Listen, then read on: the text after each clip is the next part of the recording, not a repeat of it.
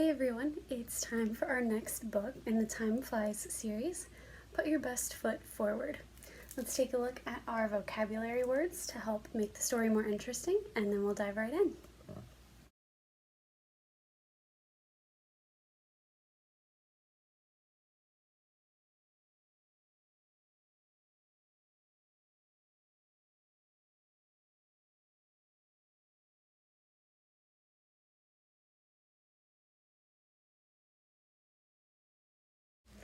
Alright, well, it's time to find out what Abby and Marco are up to today. Put Your Best Foot Forward by Quinn Alexander. What a mess! The cardboard house Marco was trying to make fell apart in his hands. Meanwhile, Abby had glue all over her fingers and even in her hair. The two kids had stayed after school to work on part of their history project, a 3D map of their town, Clover Hill, as it looked 100 years ago. They knew firsthand what the real buildings looked like then, because Wordsworth, the class pet, had led them on several magical trips back in time. Now they were trying to make a cardboard model of the buildings they had seen, but it wasn't going well. Abby tried to toss a piece of construction paper into the garbage, but she couldn't shake it off of her sticky fingers. "Ah!" she cried out, clearly frustrated. "This is not working." "I think I see your problem," said their teacher, Mrs. Harris. "The problem is that we're lousy at making models," muttered Marco. He crumpled the cardboard pieces in disgust. "No, I think you're having trouble because you're rushing," said Mrs. Harris. "You need to slow down, work carefully, and have a little faith in yourselves. This map is going to be great. I know you can do it." "You can do it," Wordsworth squawked. Abby and Marco grinned. Wordsworth's teacher talk always made them smile. "See, Wordsworth agrees with me," said Mrs. Harris. "So, put your best foot forward. Start with a good plan and a positive attitude, and it will all work out." Abby and Marco agreed to give the map another try. "I tell you what," said Mrs. Harris. "You two clean up this mess, and I'll go get some new cardboard from the custodian's room. Then you can get a fresh start." The instant Mrs. Harris left the room, Wordsworth started squawking. "Open the door! Open the door!" The kids knew exactly what those words meant. It was time for another visit to the past. Abby unlatched Wordsworth's cage, and the cockatoo shot out of the room. "Follow that bird!" Abby yelled. Wordsworth headed straight for the custodian's room, with Marco and Abby close behind him.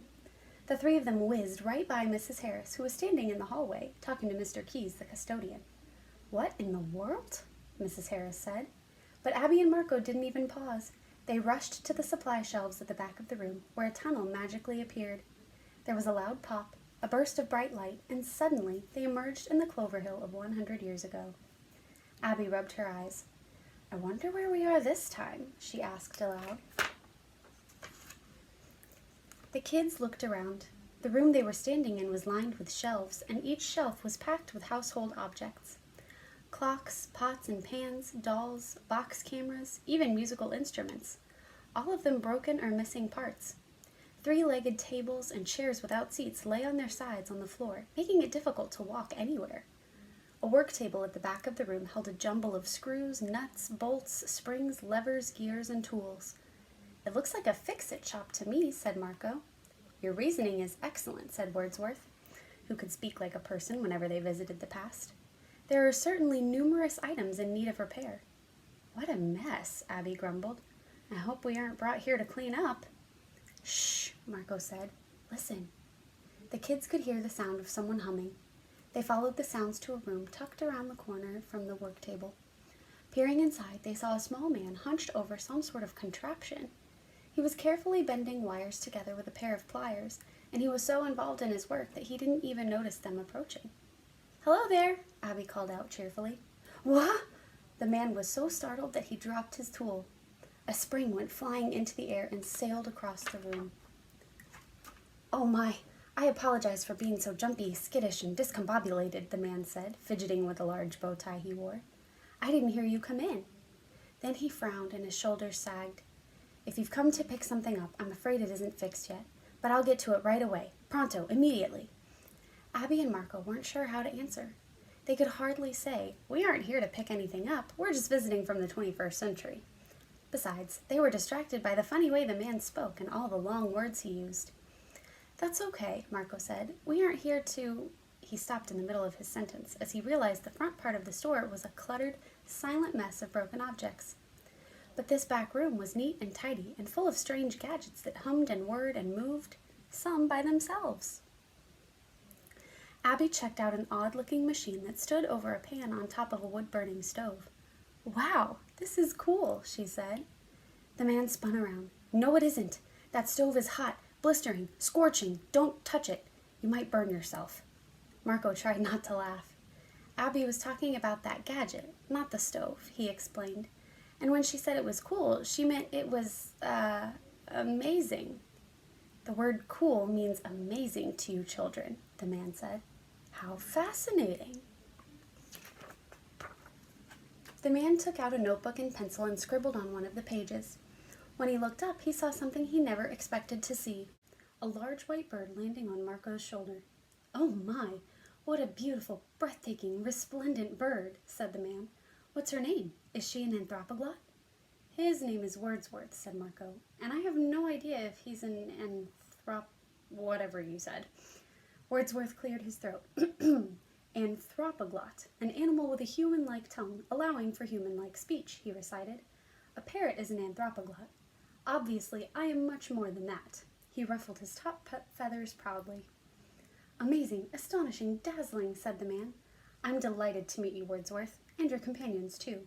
My name is Mr. Gilmore." He bowed slightly. The kids introduced themselves. Abby then turned back to the device on the stove. "What does it do?" she asked. "That little Timmy Noggy? It fries eggs," said Mr. Gilmore. "Timmy?" said Marco. "Noggy?" finished Abby. Mr. Gilmore's words were as puzzling as his machine. "Timmy Noggy, a device that saves time and effort," Wordsworth proudly recited. "Certainly, definitely, indubitably," said Mr. Gilmore. "Inventing such devices is my specialty. Not that it helps much with my repair business." He frowned and looked toward the front room. Then he brightened. "Never mind. You simply must sample some eggs."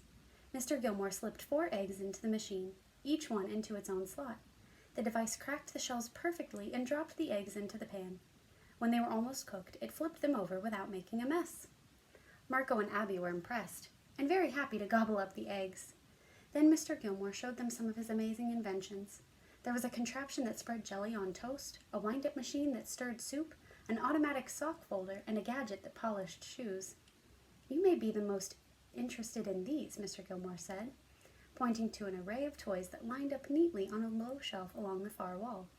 It was clear Mr. Gilmore took great pride in his toy collection. Using a small key, he wound up a mechanical dog that wagged its tail several times and then suddenly did a backflip. Abby and Marco laughed and clapped, but the moment startled Wordsworth, who fluttered up toward the ceiling and found refuge on a rope that ran the length of the store. "What's that for?" Marco asked, looking up. "Ah, that thingamajig opens my front door," said Mr. Gilmore. He showed them that the rope was connected to a series of pulleys and gears. When he pulled a lever by the work table, the front door opened, seemingly all by itself. "It comes in handy when I'm in the middle of—" Mr. Gilmore's voice trailed off as he glanced out the window at the front of the store. His face went pale, as if he had seen a ghost. "Oh no!" he exclaimed. "Bad luck, misfortune, and disaster are headed this way. Indubitably, I must hide, obscure, conceal myself." Marco and Abby were confused. Mr. Gilmore was using strange words again. Then he ducked behind a set of shelves in the back room. Suddenly, the front door flew open, and in marched a short, stocky woman. She thrust her chin forward, narrowed her eyes, and peered around the store. "Mr. Gilmore," she boomed, "I have come for my sewing machine. You promised it would be fixed 2 weeks ago." 2 small twin boys, dressed in identical outfits, darted out from behind the woman's skirt and ran in opposite directions. Immediately they began climbing shelves, grabbing objects, and causing a ruckus. The woman didn't seem to notice. She strode to the counter. "I know you're here, Mr. Gilmore," she called. "I saw you peek out of the front window not 1 minute ago."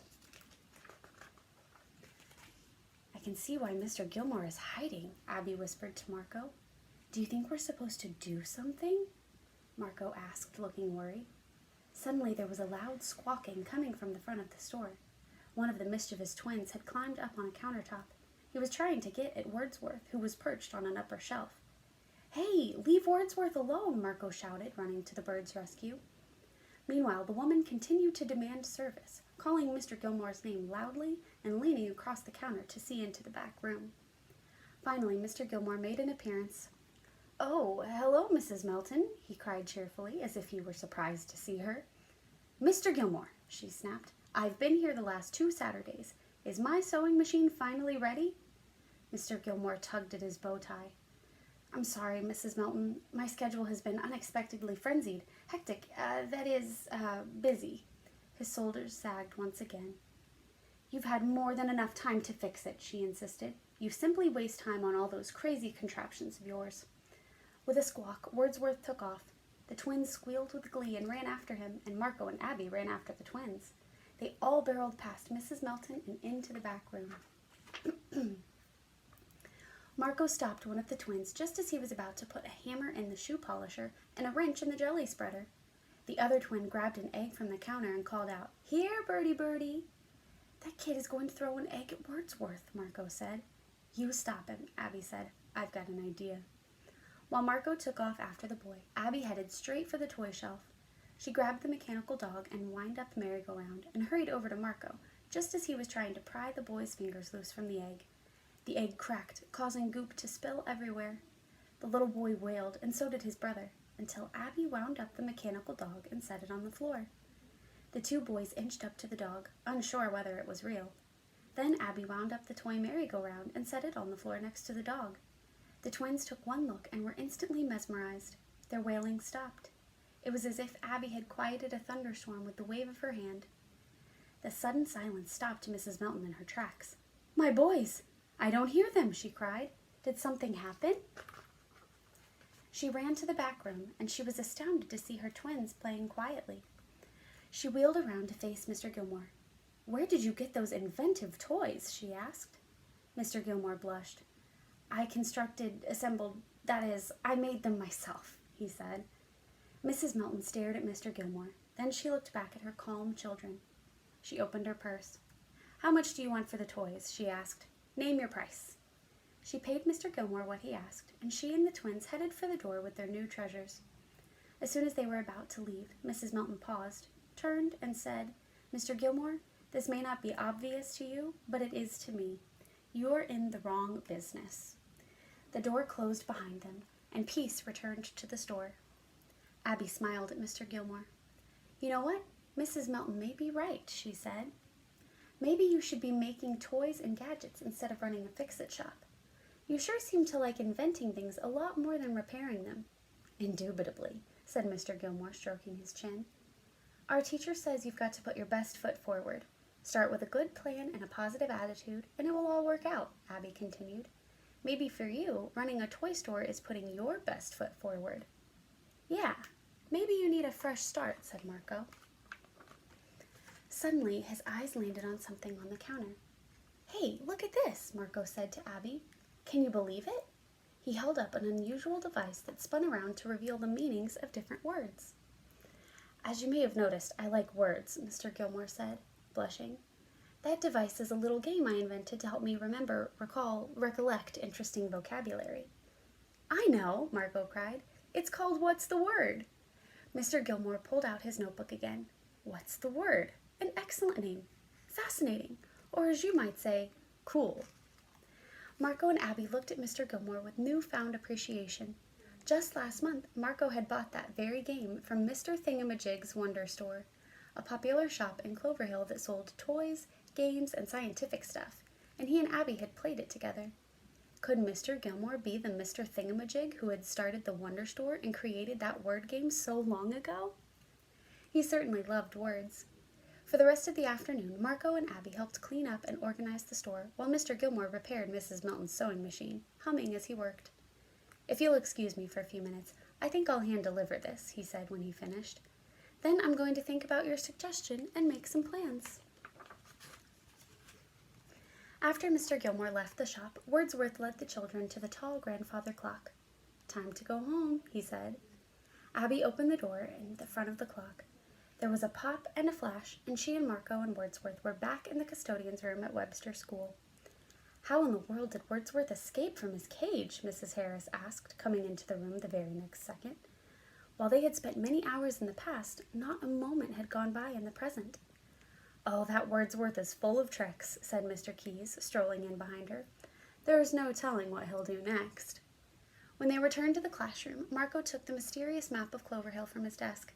He and Abby were thrilled to see that Mr. Thingamajig's Wonder Store had appeared on the map. That could mean only one thing. Mr. Gilmore had decided to start the toy store after all. He had truly made a fresh start. Marco and Abby also made a fresh start that afternoon. Taking their time, they came up with a plan and started constructing models again. Building by building, their 3D map began to take shape. "Good work," said Wordsworth. "Indubitably," said Abby.